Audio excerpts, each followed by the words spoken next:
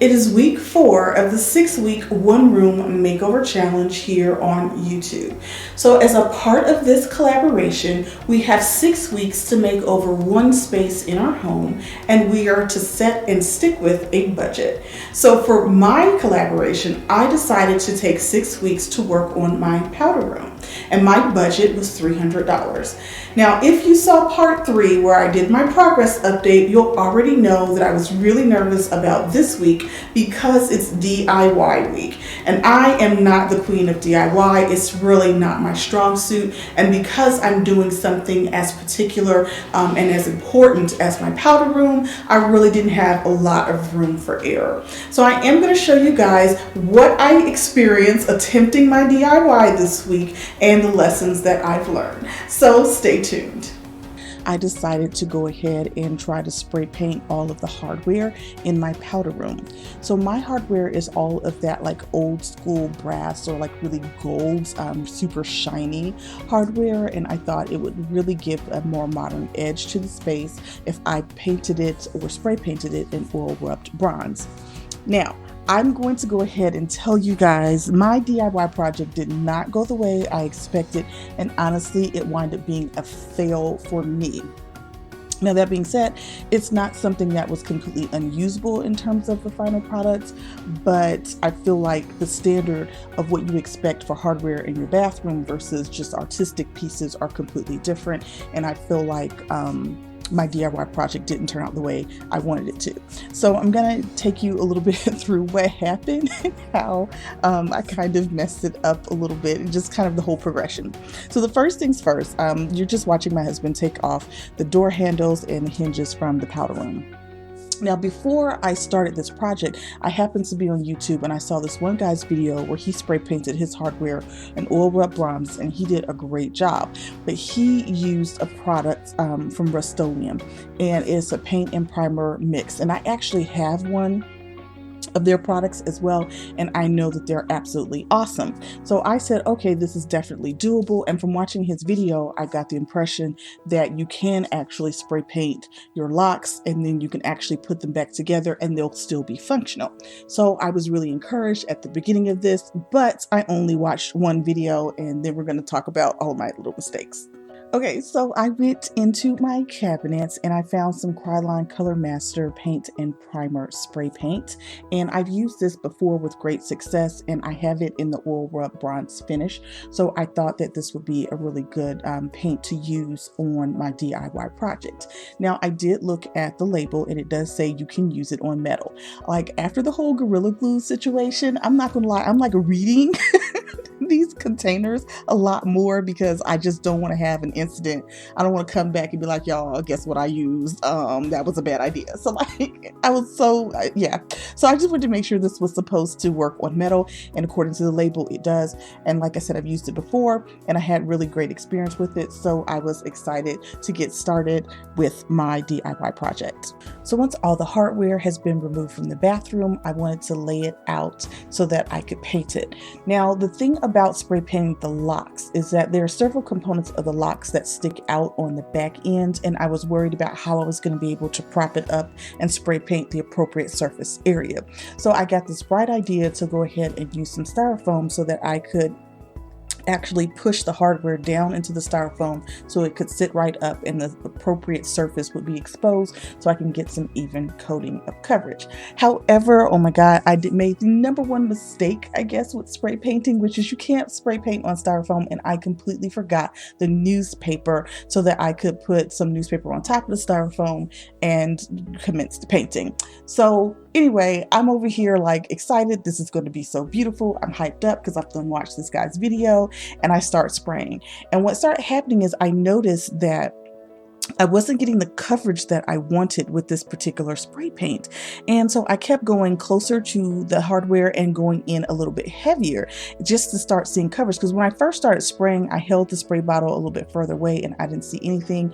And so I wound up having to continue to spray and spray and spray a little bit heavier and heavier to get the type of coverage that I wanted. So while I was kind of frustrated with the coverage situation, that's when I realized, oh no, I completely forgot the newspaper to put on top of the styrofoam. And so I can start to hear the styrofoam crackling a little bit. But at this point, I'm already committed. So I said, let's keep moving forward, and hopefully I'll have enough styrofoam left to not mess up my deck.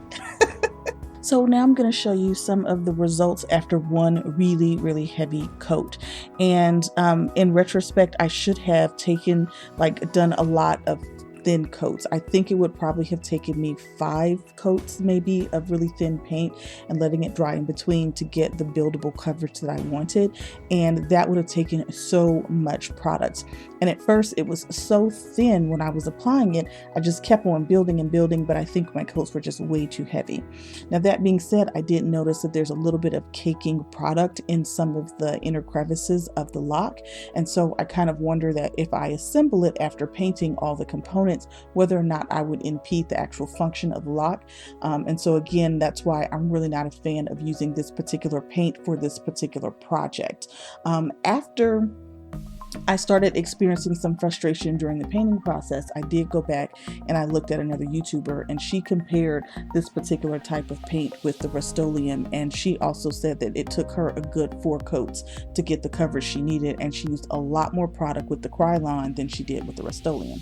Now this is the second lock that I did, and this particular one came out a little bit more spotty, and so even though it's darker, there are some spots that you would definitely have to come over with another pretty thick second coat to get this one to have that full rich look that you would want.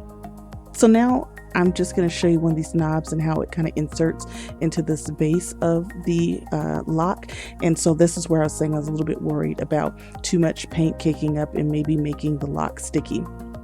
Now the knob has a lot more surface area. I also just did not like the way the paint was coating on the knob either. It took a lot of going back and forth. I can still see some gold specks on this knob. So again, it's not major. There are a couple scratches, but I know that I would have to go with another possibly, heavy coat of paint to get the coverage that I want on this as well. Okay, so even up until this point, I'm still in it. I'm a little frustrated, but I'm still in it because I'm, all about this DIY project and trying to save money. And now I'm trying to anticipate how many, coats of product I'm going to need to kind of pull this off. I also noticed that as I tried to get on some of the angles on the side of the knobs, it just was not covering the way I wanted it to. So I knew it was going to have to go with another round of painting. So now I'm about to come unhinged. When I started spray painting the hinges, I started noticing a reaction. It looked like a hydrophobic chemical reaction where you're trying to mix oil and water, and you see how they kind of repel each other, or you try to put water on wax.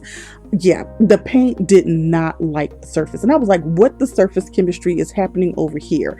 And the thing that killed me is that I wiped everything down with alcohol before I took it outside. So I was in my house, I wiped it down after my husband took all the hardware off. I took it outside and I set it up. And so when I was getting set up for the shoot, I went back and forth and I was touching things and just trying to get, everything lined up on my styrofoam, all that kind of stuff. So at this point, I'm frustrated because I see that there's some spots that just won't cover and I don't know what's going on. So let me just put this down and wait for my husband to come home. So when he comes home, he tells me that when he was taking the hinges off, he noticed that there was some sort of heavy oil or something that had been in the hinges because he had gotten black oily smudges on his hands and unfortunately on some of the door after he took it off. So what he thinks is that someone put some sort of oil inside the hinges to kind of help it smoothly open and close, which if that's what you need to do to make the hinges work, that's fine. But I probably cleaned the surface with the alcohol, but then got some of the oil on my hand when I was moving it around for the shoot, and I probably deposited it on the hinges and then sprayed it, and hence I have this reaction here. So at this point, I've told my husband, you can, either do the second coat of spray paint if you want, or you can buy new hardware for the bathroom. If we go over budget, don't worry about it. At this point, you just do whatever you want to do because Danielle is tapped out. And let me tell you how Danielle got herself in this situation. And I should have known better than to get myself in this situation. Last week, I'm watching the other collaboration participants, and these ladies are showing their their progress so far. And some of these ladies are actually using tools and installing stuff, and all Danielle's doing in hers is standing there with the camera. So I said, okay, it's DIY week. I'm gonna step it up. I'm just gonna spray paint. Like, I know I'm not on the level of these other ladies, so I thought I could handle the spray paint.